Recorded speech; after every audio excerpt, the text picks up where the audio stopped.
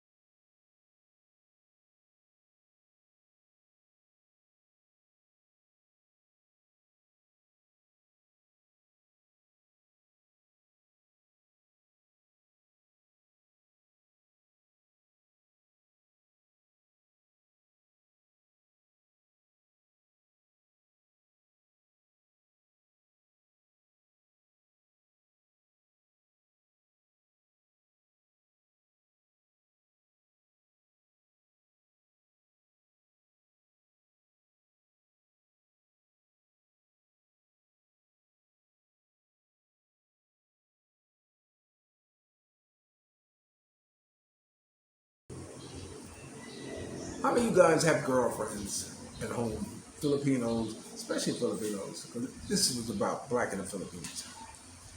And they won't undress or dress in front of you. Not to mention walk around nude around you. But let me tell you a secret, young scout. You never look at a woman undress or dress or take a shower or nude. You don't look at her. The least you look at her, the more confident she becomes in feeling that you're not judging her. You're not making her feel self-conscious. Now, I'm not going to lie to you. It's going to take some time.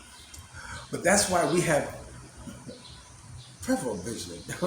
We can see things without looking at it. And you can see all you want looking from your peripheral. But you don't look at them. The more you do not look at them, the more and more they will reveal to you. Now, I come to find out that when you're talking with girls or getting to know girls, I've always found the need to feel comfortable enough or get them to feel comfortable with me enough to tell me their most deepest, darkest, hidden secrets. This takes some time too, but once you have it, you got it. Now, speaking about Filipino girls, when I met my first Filipino girl and had a relationship with her, it was wonderful. It was wonderful being in a relationship that was not drug induced. Because up until then, I was I was three sheets to the wind. Let me tell you. You know, I came to Philippines like this. So I finally got that shit out of my system, and I was cool. I used to walk to the store, and this lady guard was on the corner. She was guarding this government building. So I stopped by and said hello to her, hello, hello. And then I asked her, "You married?" She said, "No." I said, "You have a boyfriend?" "You have no." "You have kids?" "You have no." Now let me say this. I always knew what I wanted in a Filipino girl. I knew what I was looking for. I was looking for a woman who's not married. She could have two kids with the youngest kid 10 years or younger. You understand? Kid could not be over 10 years old. And I come to find out when I came here, that most Filipino girls are not promiscuous. Most Filipino girls who have a child, a two-child, may have been her only sexual encounter that she may have had with a man and the kid may be 6, 7, 8 years old or whatever, because that's um, the culture. Now, I'm not saying all girls are not, don't do the wild thing, but if you're looking for a good girl is not promiscuous. A good girl will find someone and she would choose that person and she would want to be with them for the rest of their life. So I recognize that in Filipino women. So when I met this girl, she said she wasn't married, she had no kids or whatever. And so I asked her, would she like to go out for lunch? And she said yes. She get off at 11 o'clock. So I said, I would take you to lunch every day. And so she's like, yeah, sure, like this. So every day at 11 o'clock, I would come around the corner and I would see her friends go, here he comes, it's 11 o'clock, here he comes, here he comes. Because it was about consistency. There's nothing more impressive than being consistent with a woman. So we would have lunch, we would eat, and like this, and eventually we start dating each other. Now, she had a gun on her, which was impressive. I like that. So I told her, I said, look, now she didn't have a place to stay. Her family would take her money. Her older sister, she would have to walk to work and walk home. Although she was working, she had money, but they would leave with money, and her life was very hard. Sometimes she'd be sleeping on the ground at her sister's house or somewhere else at a friend's house where rats are running around and all this stuff. And I felt horrible about that, because here she is, a hardworking girl, and has nothing to show for her hard work. So I asked her, I said, look, how much do you make a month? So she told me she made, I think, like 6,000 pesos a month. Something like that's like $100. So I said, look, I tell you what, I will take care of you. I said, I want you to quit your job. I said, I will get you a room in the same hotel I am for 1 week. For 1 week, you can live by yourself. For 1 week, you can take care of yourself. For 1 week, you can get to know you, and she said, really? I said, yes, I will do that. So that's what we did. But she did not want to stay in a room by herself. She wanted to stay with me. So I'm not wanting to push the relationship into a sexual, sexual encounter. Because I was happy having somebody who I can treat like a woman. Again, someone who, I can make feel like a lady again. Someone who deserved to be treated like a lady, And so I took her to nice restaurants. We ate, like this, and what have you. So it came time when she said her family wants to meet me. So I said, okay, your family wants to meet me. I said, okay, that's fine. So she said, when you come to my house? I said, no. Whoever wants to meet me, and this is something that what I suggest foreigners to do when it comes to meeting families. Whoever it is in your family who wants to meet you, tell them to come meet you, not you go there. Because once you go there, you're like a fish out of water. You're not going to understand anything they're saying. You're not going to know what to do. You're going to just sit there like a bump on a log. So I said, no, whoever wants to meet me, have them come here to the hotel. So, okay, fine. So her two sisters came, the husbands, and a few kids running around. And so they saw how nice she had it. Now, I'm going to tell you, we went shopping, and I like canned corn, right? Canned whole corn. And so I'm looking for the corn. I said, where's the corn? She put it in the refrigerator. How can you put canned goods in the refrigerator? So I'm saying, it's going to be a long day. So that's what she did. So I don't know what it was about her older sister. They talking blah blah blah blah blah blah blah blah, and I'm sitting there and I'm just chilling, me being me. And then I heard her slip and say in English. She said, "I should blackmail you." And I said, "Whoa." I didn't react to it. I made believe it went over my head. I made believe that, that I didn't hear nothing.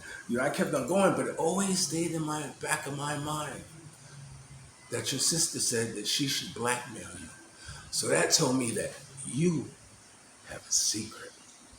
So time goes on like this, and so, we decided that we wanted to get married.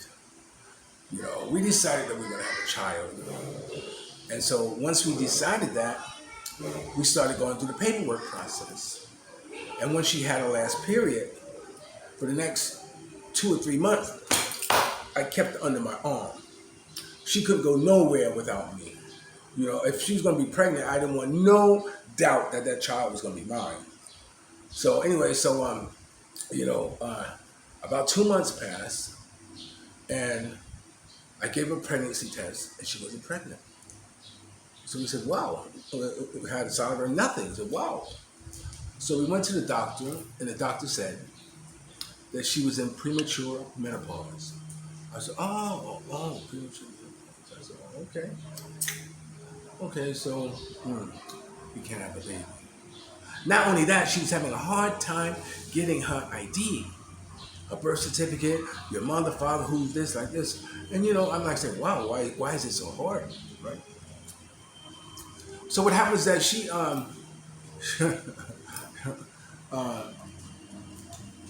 we were talking, and we were sitting on the steps one day. It's late at night at Robinson, because I like going out in the early morning. That's my favorite time of day is in the G hours, when nobody's out. It's like I'm the only person awake in the world. And we would sit on the steps, and we would just talk, right? And so this was several months later after I heard her sister make that comment that I'm going to blackmail her. So I had her nice and comfortable like this. And so I turned to her and I said, you remember when I met your sister? She said that she should blackmail you. What did she mean? And she went,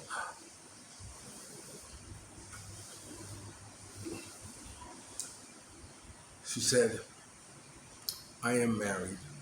I have 2 children. I didn't react. Now, mind you, I am an old school hustler, player, Mac, sucker, chump, a puppet, a poet, a pirate, a poet, a pawn and a king, one of those type of things. But when she got undressed, I saw stretch marks. Now, I know stretch marks when I see them, But if you're going to still sit there and want to tell me that you never had children when you got stretch marks that run from your stomach damn near to your back, I said, okay, I will let you continue thinking I'm that stupid. And so what happened was that,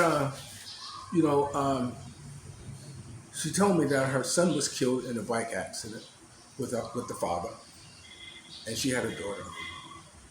So I said, okay. Now, I used to play basketball every Saturday with the taxi drivers. And there was one American who would play with me too. So after the game, we would walk back, and we're standing on this bridge with traffic going underneath, and this is my favorite spot because I like feeling the breeze. Again, I like being outdoors. And so I'm talking to him, and I'm telling him about my girlfriend. And I said, yeah, she's married. He said, she's married? I said, yeah. He said, Gerard, are you crazy? I said, what did I do? What? He says, you can't be in a relationship with a Filipino girl who's married. They'll put you in jail. I said, what? he said, Google it. So I Googled it, married woman, in the Filipino jail, in the Filipino, going with a married Filipino girl or something like that. And it's true, you know. And what makes it worse, anyone can file a case against you. Anyone, any. So those of you who are with married Filipino girls, God bless you. God bless you.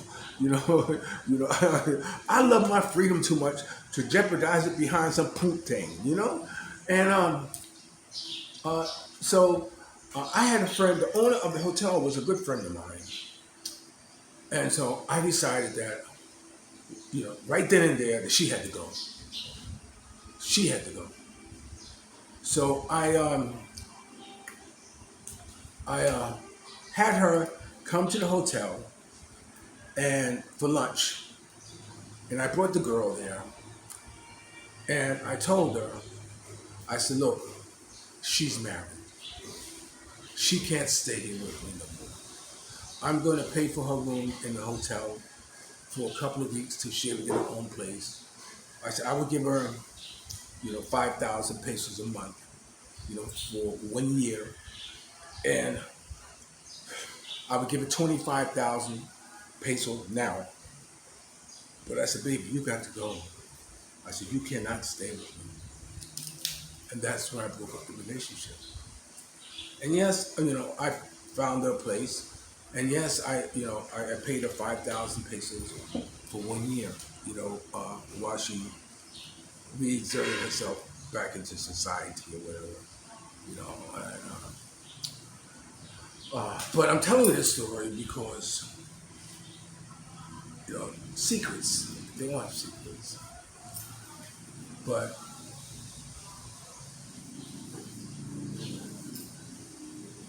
don't get involved. I'm hesitant because, knowing that you should not get involved with a married Filipino girl. Later on, I did, but it's entirely different circumstances. She never stayed at my house. She never stayed overnight. We saw each other.